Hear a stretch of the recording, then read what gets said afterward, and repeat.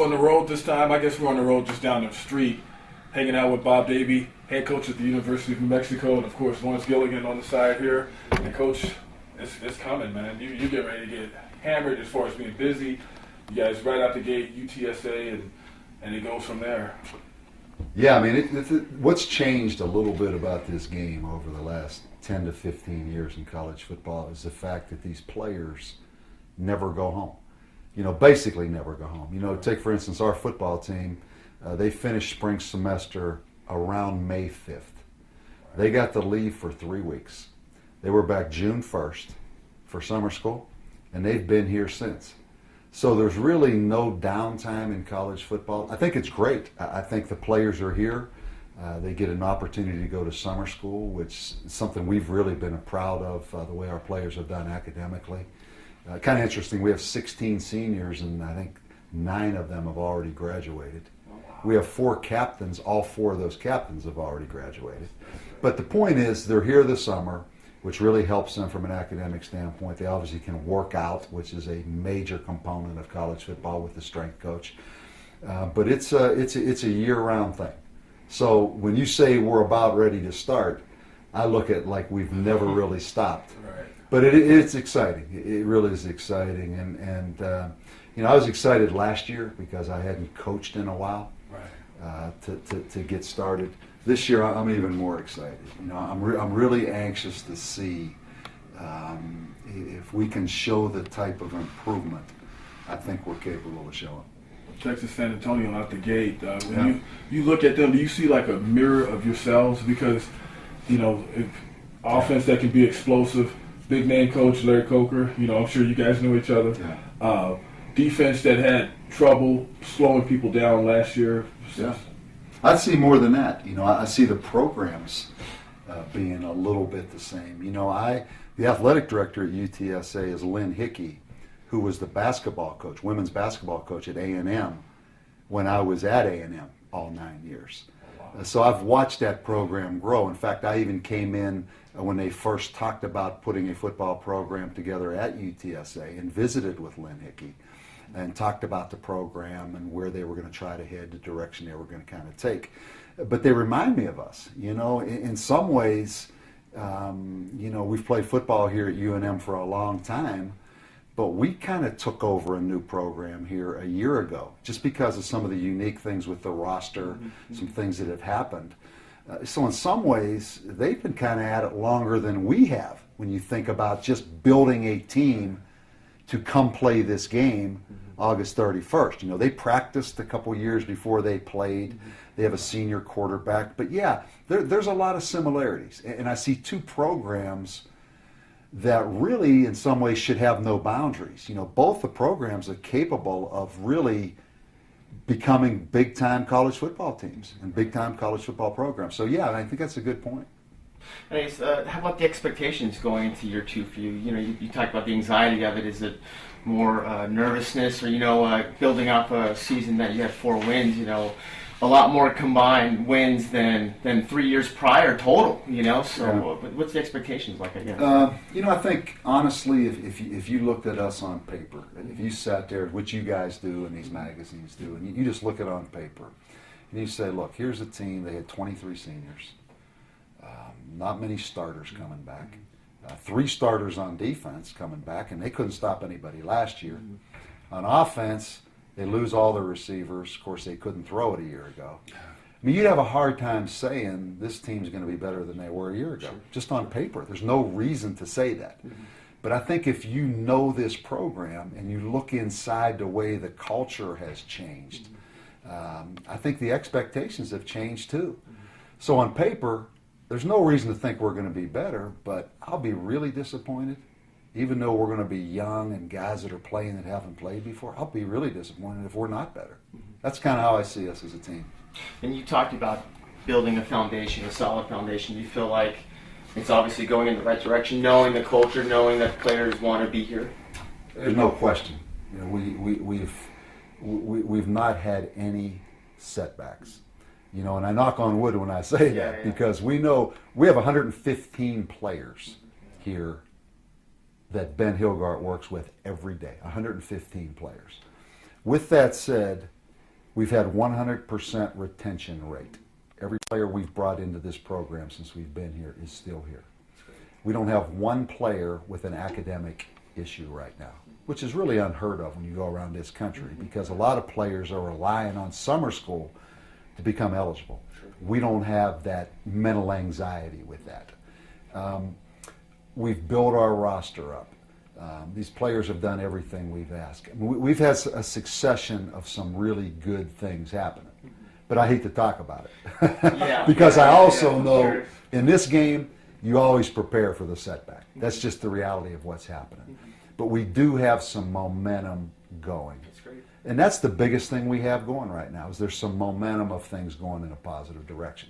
Now, I also know, I suspect our opponents have the same thing going. So all we can do is control what we can control. I think without a doubt, we are farther along, even though we lost a lot of seniors, we're farther along and have a chance to be much better. Now, how that compares to who we're playing, I have no idea. Sure. And quite frankly, I don't really care. I'm just worried about us. And I feel good about where this is headed. Pittsburgh on the schedule. I know you got some roots there. Is that going to be? Is this a one-time thing, or you having roots there? Are we going to see you guys like develop some kind of series? I don't think so. I think this is more of a one-time game. We actually were supposed to go to Texas A&M in November, right, which I don't think was a great deal for us. I don't like the idea of playing a non-conference game that late. I don't really like the idea of playing Johnny Manziel and the Heisman Trophy winner in College Station in November. But I think the Pitt game made more sense for us because it's September 14th. It's early in the season. We still have UNLV. Then we play New Mexico State, but then the non-conference part's behind us. But, Paul Krebs is from Youngstown, which is right up the road. So we might fly that charter into Youngstown Municipal Airport instead of Greater Pitt just for Paul. But, we have a lot of ties back there. And, we still have 8 Baltimore, D.C. players on this team, which gives them a chance, even though that's not next door. That's a great chance for their families to come see them play as well. So it'll be neat. We're playing Heinz Field where the Steelers play. It'll be something I think our players will be excited about. And as far as we talked about expectations just a minute ago, when you and Lawrence were talking about that. If you guys do well, you become bowl eligible. Of course, that everybody, that's what people are shooting to become bowl eligible. Yeah, but this conference now has 6 bowl tie-ins. And it's a different conference now with Utah State, San Jose State in the picture, the 2 divisions, the championship game. How are you liking all that? Too far ahead for me to think about. When you start talking about 6 bowl games, you start talking about championship game. I love the concept of all that. But for us, we've got to get good enough to be in that conversation. So I don't mean to be evasive on the answer, but that's kind of out there on the horizon. I mean, that's the next step for us. Right now, I'm just worried about putting a product and putting a team out there that can be in that conversation of those 6 bowl games and those championship game. But from a conference standpoint, I'm excited about this conference. It makes sense geographically. I think there's some flash to it. There's some unique places to play. I think it has some staying power. I don't see any team jumping out of this league. Of course, that's like an every week or every month occurrence, something different happens. But I think it's a pretty solid conference. I think you can go in recruits' homes and sell them on playing in different parts of the country. I think it's a conference that we eventually can be competitive in. I don't see anybody having any giant benefit or any inherent benefit that we don't have moving forward. So I think it's all good. But let's just kind of get through UTSA and some of those early games before we start talking about that championship game. But you like your division, though, right? I mean, because I was looking at the division, and this is a pretty tough division. The Mountain is. I think Boise's in that division. It is. Last time I checked. Is in that division, yeah. So I don't think there's anybody in the country, whether if you were at UCLA or Texas today or Clemson today, you'd say, man, I'm really glad Boise's in my league. I mean, Boise's a hurdle, right? Sure. I mean, Boise's a hurdle for any team in this country. Oh, yeah. Right. So when you say about us getting to that championship game, we've got a lot of work to do to beat Boise, right? Right. But I do like it. I think it's competitive. We have Air Force that I think is a natural rival for us. Air Force is huge. Air Force is close. Air Force is the same style of offense to a degree. That's a big game for us, Air Force. Wyoming, Colorado State makes sense. Utah State coming into this league. Utah State's a good team. I watched them a little bit here a week ago, and they are really good right now. Have a quarterback that's dynamic, a kid from New Orleans that can run and throw. Obviously, Boise State's in this league, so it's competitive. Our conference is extremely competitive. And then out of this conference, our division actually, we go to Fresno State, which is a big challenge, and San Diego State. So we get San Diego State and Fresno out of the league, which are probably the favorites in that side of it. And you talk about the brand, I guess. You go out and you go to Texas, you go to Arizona, you go to California to try and pick up kids to come here. What is New Mexico football now in their eyes, I guess, opposed to a few years ago? Gain credibility is the simplest way I can say that. I think as a coaching staff, we had a little name recognition, which helped. But I think we gained a lot of credibility just on how we go about doing things, the relationships we've had and maintained with coaches. I think we do things the right way. And I think over a period of time that will prove to be true and prove to be beneficial. I looked at that 115 roster we have right now, which that's going to fluctuate just a little bit before camp starts. But I think we are right now 35 players from the state of New Mexico. We're 34 players from the state of Texas. We're 16 from California. We're 8 still from the Baltimore, D.C. area. We brought in one new player, Nick DeVonzo, from back there. Then we're Colorado, Arizona. But you can see where we are a New Mexico, Texas football team, California, and then it's going to be the Colorado, Arizona, and a little bit of Midwest because we have some ties there, particularly Kevin Cosgrove, our linebacker coach, who was from there and coached in that part of the country forever. So, it's starting to come together. I mean, you can see the identity of what we are. And as far as you guys, the training camp coming up in Ruidoso, it's going to still be in Ruidoso, right? Yeah. What are you looking for this time around? Because, last year, like your first year, it's like a re-entry year in the coaching. And now you're doing this, this is the second time around here. What are you looking for this time, knowing that you've been able to... Well, for me, it doesn't change much. 10 years, being out 10 years, walking in last year and coaching, it was like you were out 10 days. I mean that. I'm not trying to minimize that. From my standpoint, that was an easy transition. I think from our team standpoint, we're going to spend 5 days here in Albuquerque, starting July 31st, 5 days of practice. Then we go to Ruidoso for about 12 days. Ruidoso is unbelievable. That's as nice a training camp facility, NFL or college, that I've been around. That's a great town. We stay at a great place. The practice fields, the weather, everything's outstanding. But what's going to be different for us, the way we practice will be different in that we can be much more physical. We have to scrimmage. We have to go full speed live. We've got a lot of young players that haven't played. But that's a good thing. We have enough numbers. We have enough depth. We understand the schemes enough. Now we have to go practice more physical and scrimmage more. Last year we couldn't. I'm sitting here a year ago. We're having this conversation. We have the lowest number of scholarship players in the country, and we have a 13-game schedule with no open date.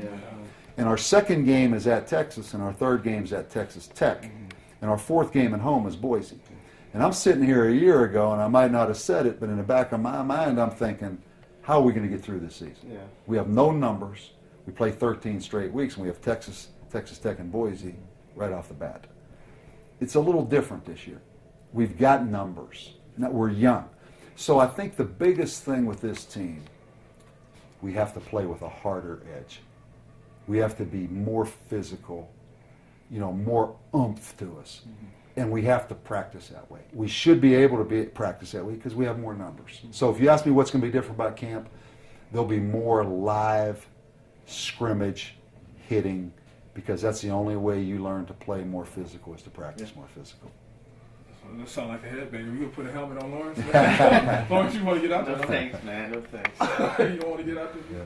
I mean, I actually wouldn't mind throwing the football around, but that's about it. That's all I could probably do. Throwing the football. Look at that hair. Could you tell he used to play Yeah, quarterback? I didn't know the option. What you're saying, he looks better with that helmet off Yeah. than he does with that helmet On on the with those sideline, pads man, on. reading the play. Yeah, right. Yeah. Doing the chart. Yeah, I get you. So as far as the personnel, the depth.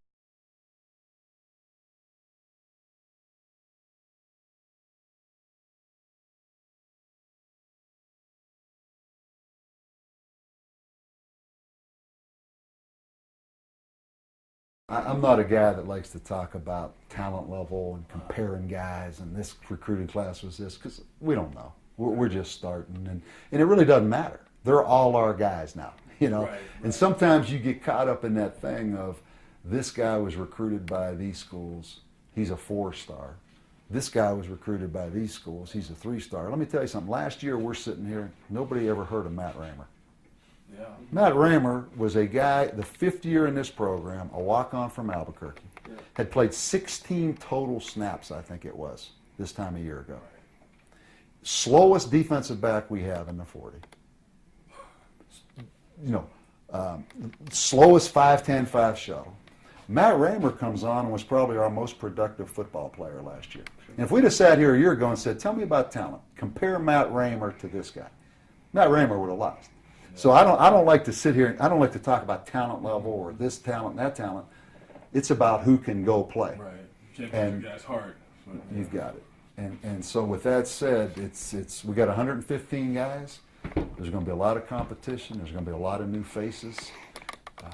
No reason on paper to think we're going to be better, but I've got the hunch we are going to be better. Is there any point in the schedule where you look and say, I'm glad we did that like the open week? Yeah. Well, of course, we don't control that. Right. But I look at our schedule, I'm selling our schedule to our team in that there's no reason we should ever waste a play. We play 3 games, we have an open date. You get 2 weeks to re-energize. We play 4 games, you have 2 weeks. We have an open date. You can re-energize. And we play 5 games. So we go 3 games, open date, 4 games, open date, last 5 games of the year. Last year we had 13 straight games. I think it makes sense to our players to say, you know what, I can go out there and play maximum effort every play. We've got a little more depth. Our schedule's a little different. And that's what my deal is. Do not waste a play. You have no excuse. You have no reason not to play hard every week. And I think the schedule, I think that makes sense to these players. It's not a marathon. Right. You know, it's a series of sprints. Right. And we should be able, and you never know. You never know how the injury thing's going to go. You never know what's going to happen. But, you know, that's how we're approaching this. You know, we have no excuses. Yeah, we're young.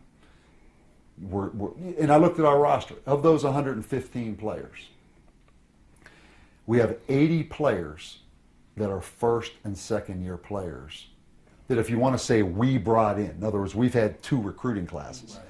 Counting walk-ons, 80 of those 115 are first or second year players that are just new in the program. There's only 35 players left that are third, fourth, and fifth year players. So 80 players are first and second year, and only 35 players are third, fourth, and fifth. So we are an extremely young team. But I kind of like that. Yeah. We've got new guys. We've got new guys that haven't played, should be energized. No ghosts of the past. The past doesn't matter. Yeah, I mean, let's just start and let's go. And that's kind of what we are. So I think it's a re-energized kind of a thing. Right. That's good. Yeah. Well, you talk about re-energized. Are you thinking about going with the 2-headed monster, so to speak? Are you Quarterback situation? Cole and Mitchum, yeah. Because I know that maybe you don't want to tip your hand, and I'm not asking you to do that. But it seemed like you guys kept people off balance like that. It wasn't by choice. You know, we were, again, a year ago, you know, it's really Cole Gauchi and B.R. Holbrook. You have B.R. Holbrook, a 50-year quarterback who had his major knee injury early in his career.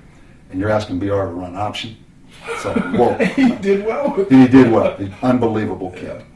Then you have Cole, who probably, in all reality, shouldn't have had to play last year. Struggled throwing the football. We all saw that. That was obvious. Did some unbelievable things. So it wasn't by choice that we were that. That's how we survived. And if you remember, we played the second half of Air Force, second half of Fresno with Cole and BR both out. Yeah.